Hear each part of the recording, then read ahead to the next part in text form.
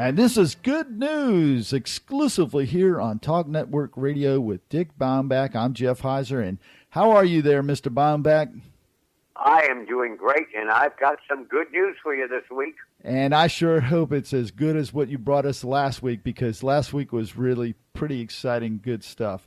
Let's kick it right off with the first one that you've sent. Community unites to clean up neighborhood after Milwaukee riots. Yep. Now, this is the Coalition for Justice. They held a prayer vigil at Wisconsin Sherman Park in the Milwaukee area, and they decided that they had to do something because of these riots to turn it around. So they have gone out, all of their members, and are cleaning up the Milwaukee area where the riots occurred. And again, we're not hearing much about this on the news, are we? Not at all. And, you know, this is the way it's going to get turned around in these inner cities and where they're having the problems. The community absolutely needs to get involved, because it's not going to be the state, it's not going to be, or the county, the state, or the federal government that makes that big of a difference. It's going to be the people that live there, because they have the most invested there, right? Yeah, exactly.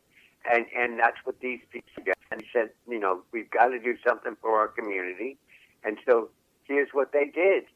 And what troubles me is that other media didn't say, hey, there's a nice story about what people are trying to do to reverse something. Yeah, it was the same thing that happened in Baltimore. You didn't hear any of the really good stories that came out of there, even though there wasn't many, but you still didn't hear them. All you heard was the bad stuff. And it's such a shame that you know, these people are doing this good work, and it's not getting reported. Now, how many people did they say were involved in this? They said several hundred. They didn't give an exact number, but they said several hundred just said, we're doing this. And then I guess it was another 150 from an adjacent town came over and said they wanted to help out. Wow. Now, was this primarily faith-based, or was this just anybody in the community could It seems to be primarily faith-based. Yeah. That's where it's going to start. And it's those grassroots organizations that get out there and actually make it happen. And hopefully this will set an example for other places. So I hope. Yeah. I hope. I know if it happened here, if something like that happened here in our community, I would be one of the first people out there trying to get people to clean up and do the right thing, because that's what is the right thing to do, right? I mean, exactly. That's what we should be doing. Exactly. So, all right. So your next story, this one here is, I hope I can get through this one. This is it tugs at your heartstrings. When a teen lost her hair to chemo, she started modeling instead of being sad. Oh. Yeah. This is, again, out of Texas. It seems like everything's happening in Texas. Andrea Sierra Salazar, she was diagnosed with stage 2 lymphoma, and she is 17 years old, and she had to take time off from school, and her mother suggested that she support her lifelong interest in modeling. So originally she tried experimenting with wigs, but they just didn't look right. It just didn't feel right. So she decided that she was not going to wear the wigs. And she went to a couple of modeling agencies. And in one case, this man named Geraldo Jaramida, he said, this is incredible. And they started posting stuff on Twitter and then on Facebook. And she said, cancer doesn't stop me from being a princess. Right. And the pictures have retweeted over 100,000 times. Wow.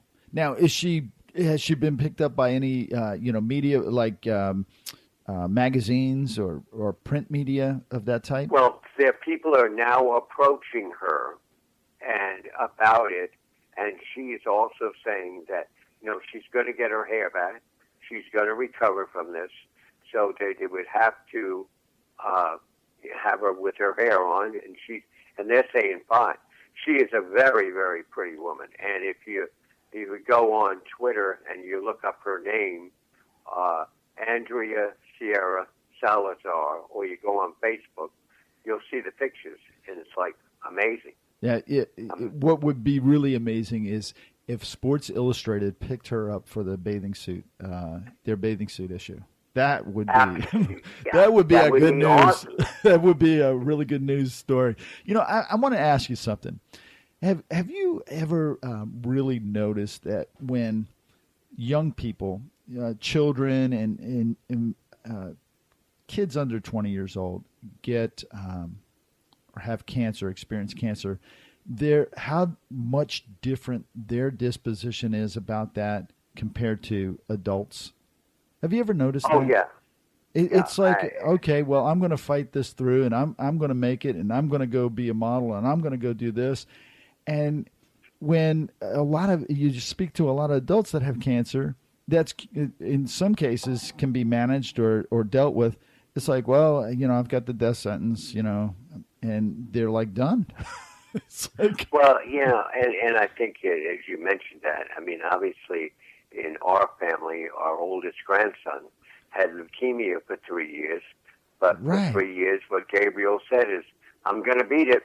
Right, and that's why I brought it up, because it's you have experienced that firsthand, right? I mean, he was a fighter, and he's well now, right? It's now going on 3 years of cancer free. Well, is he considering to be a model? No, Gabriel wants to just be a singer. Gabriel is he loves the pentatonics, and that's what he'll probably do someday. Well, there you have it. That brings us to our next story. Police officers give hope to elderly couple with a side of pasta. They could give me hope all day long with sides of pasta. Well, now here, I got to tell you, this did not happen in Texas. Oh, gosh. New York? No, in Rome, Italy. Oh, well, yeah, side of pasta. What happened is an elderly couple were wailing from their house, and she is 94, he is 89, and the neighbors started getting really concerned. What was happening, they were watching the negative news, and they cried in despair of all the negative news. Yeah. And they called the neighbors called the police. When they got there, they found two older people who were very lonely. Nobody was ever visiting them. And the police said, do you mind if we look in your pantry? And they said, sure. Well, the police officers who were on the scene went in and cooked a home-cooked pasta meal for them to show them that people cared about them. Wow. Now, these guys just did this, right? Were they on duty? Did it say, or they were on duty? Wow. And they were on duty. Police officers always get such a bad rap. Yeah, and here's two guys that did this, but again, as we've said so many times, since we're doing this good news only on TNR, that nobody else is using these stories. No, and it just amazes me that you don't hear more of this stuff in the news. I mean, if they're looking for numbers, I think the good news would bring in more numbers than the bad news. But Sure. I might be wrong, but it definitely seems like that here. So that brings up this next one, the last one for today, and I have a feeling I know a little bit about this one. There's a special couple that is celebrating their 50th wedding anniversary this week. And who might that be?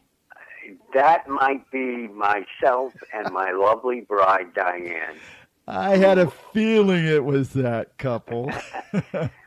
Yeah, we've been married 50 years as of September 10th. And we just really see that as a good news story. That is a good news story. Yes, and the fact that we have been blessed with 2 children and 4 grandchildren, and just blessed with friends and relatives all over, and our life has been, for the most part, good news. And I just saw that as, people can go the distance, they can go 50 years, and we did it. So I'm going to be, my interviewer hat is just been turned on, and I got to ask you, what would you tell people that are married and saying, wow, 50 years is a long time? What would you tell them how to get through life like this? Well, first of all, I'll give you a little humor. And the first thing I tell people is, all I have done for 50 years is say, yes, dear. Gosh. And that works. But I think it's literally understanding each other's feelings and emotions and supporting each other when things get tough, and just knowing that the other person is always there. Right. And go ahead. And I think and I know that you and your lovely bride, have been married a long time. Yes, we have. and again, it's just supporting each other. I mean, that's it. Yeah. And it's with what you just said, that doesn't just go for marriages. That Right. goes for life in general, right? I mean, it really sure. does. You have to support one another. We have to support one another, and we have to continue to bring this good news to a world that just seems to be pretty shook up right now. And congratulations on the 50 years. We're going to give you a free show. And this is it. You just won. No. But congratulations to you and your lovely wife on 50 years of marriage, and hope you have another 50 years still to come. That's my plan. Well, thank you so much for joining us here today, and for Good News with Dick Baumbach, exclusively here on Talk Network Radio. He's got me all choked up right now about the 50 years. My parents were married 50 years, and 55 years, and then my dad passed. So it's kind of emotional for me. But I really appreciate you, Mr. Baumbach, being here and bringing us the good news. And what do you have for us next week? Well, I have something about a police officer who drives 650 miles, and that's all I'll say. Until then, have a great week, and I hope you have a lot of good news in your life. You too, and have a great, good week. Thank you, Jeff. Take care.